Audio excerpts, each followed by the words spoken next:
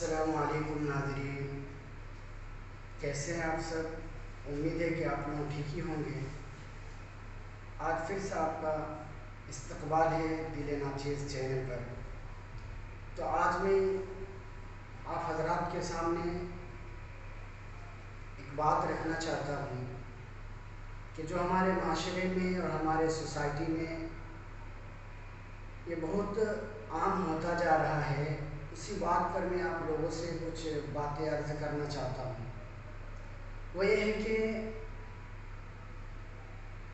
حمل کو گرا دینا شریعت میں نظر میں کیسا ہے؟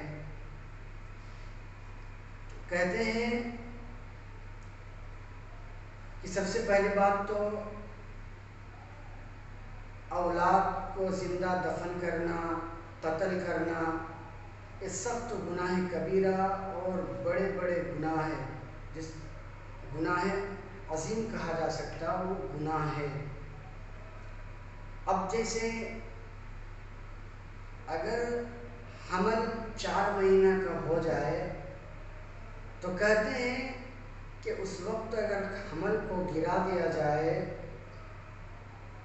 تو یہ بہت بڑا گناہ ہے، اس لیے کہ 4 مہینے کے بعد اللہ تبارک و تعالی حمل میں روح ڈال دیتے ہیں اور وہ زندہ انسان کے حکم میں ہو جاتا ہے۔ اسی لیے اگر کوئی شخص اپنی بیوی کو اگر حاملہ ہو اور اس کے پیٹ پر ضرب لگائے، مارے، اگر وہ بچہ وہ حمل ثابت ہو گیا تو کہتے ہیں کہ جس شخص نے مارا ہے اس پر دیت یعنی غرہ، ایک غلام یا اس کی قیمت واجب ہوتا ہے۔ اگر بدن سے یعنی پیٹ سے نکلنے کے وقت وہ زندہ نکلا اور پھر مر گیا تو کہتے ہیں کہ اس پر دیت جو ہوں گے وہ بڑے کا جس طرح دیا جاتا ہے اس طرح کا جو ہے دیت دیا جائے گا۔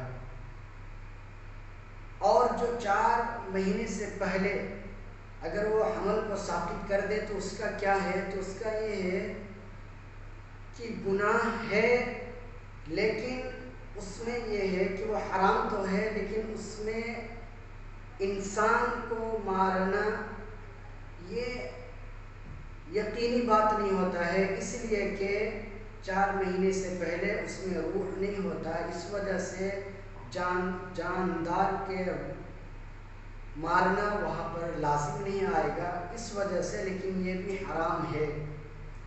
اور آج کل کے جو دوائیاں اور معالجات ہیں اس کا شرعی کیا حکم ہے؟ تو اس میں حکم یہ ہے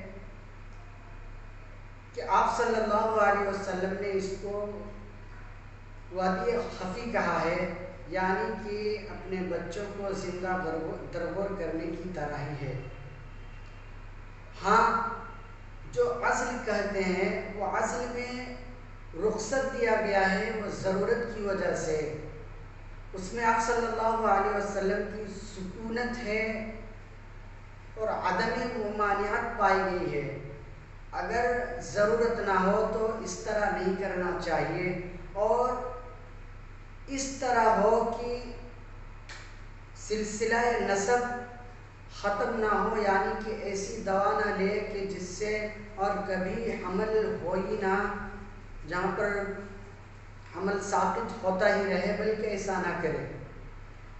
اور ایک چیز ہے کہ آج کل کے جو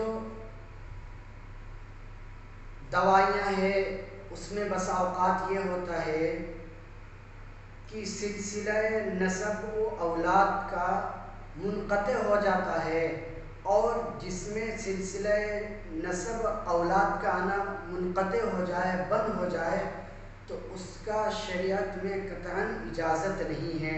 اس لیے چاہیے کہ اس سے ہمیں پرہیز کرنا چاہیے، اس سے اجتناب کرنا چاہیے۔ ملتے ہیں اگلے ویڈیو پر۔